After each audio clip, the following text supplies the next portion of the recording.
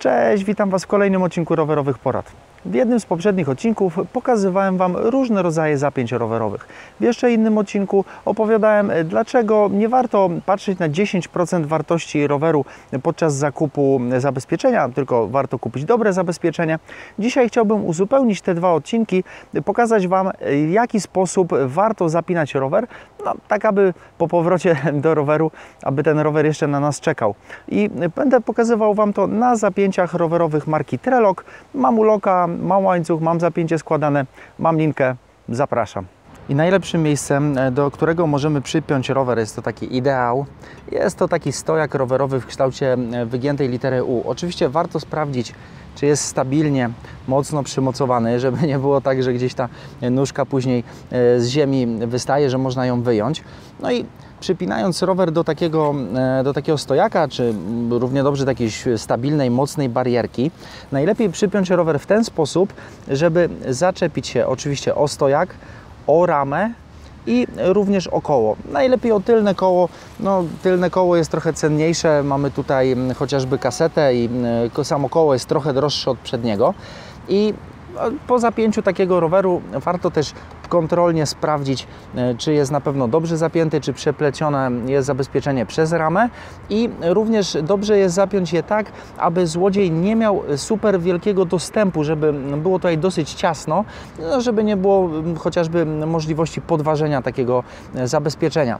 I zapinając taki rower, jeżeli macie zwłaszcza jakiś droższy rower, można również pokusić się o przypięcie linką chociażby siodełka, czy na przykład przedniego koła do ramy.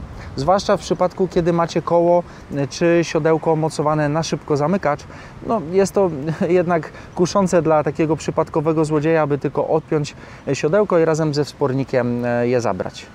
Niestety w bardzo wielu miejscach królują jeszcze stojaki typu wyrwikółko. Dlaczego wyrwikółko? Wzięło się to z tego, że wiele osób, w zasadzie większość osób wstawia przednie koło, przypina rower za przednie koło, i złodziej wystarczy, że odczepi przednie koło i może sobie resztę roweru zabrać.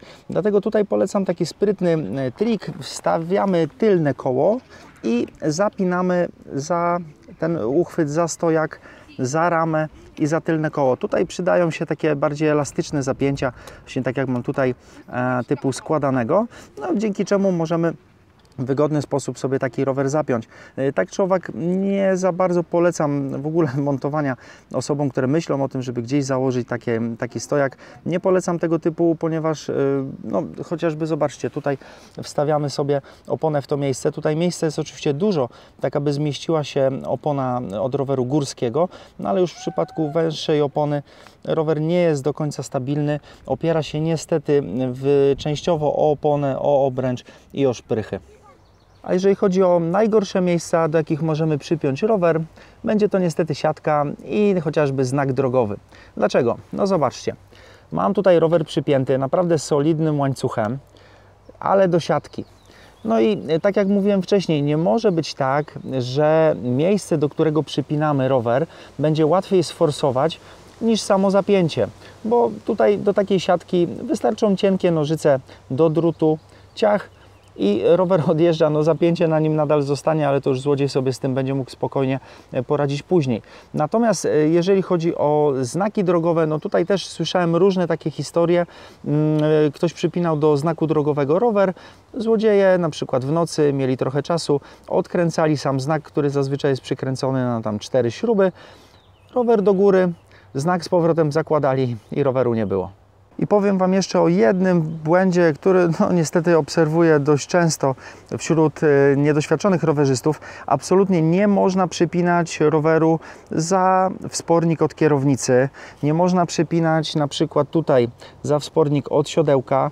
I też za samo koło, za szprychy gdzieś wszystko już jedno do jakiego mocowania, bo może się okazać, że tak naprawdę nawet jeżeli ktoś nie przetnie siatki, nie przetnie zapięcia, to może odkręcić wspornik od kierownicy, zdjąć założyć z powrotem i odjedzie zapięcie w ogóle i siatka zostanie nienaruszona. Także koniecznie zapinając rower trzeba pamiętać, żeby przynajmniej za ramę zamocować, no oczywiście najlepiej za ramę i za jedno z kół.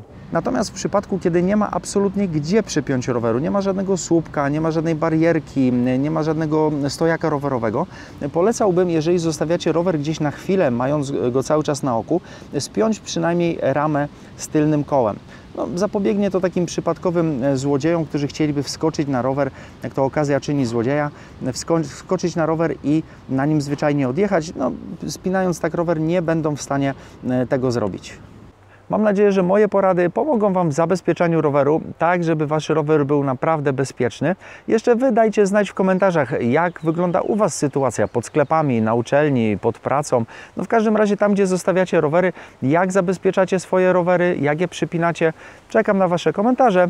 Tymczasem dziękuję Wam za oglądanie, trzymajcie się, hej!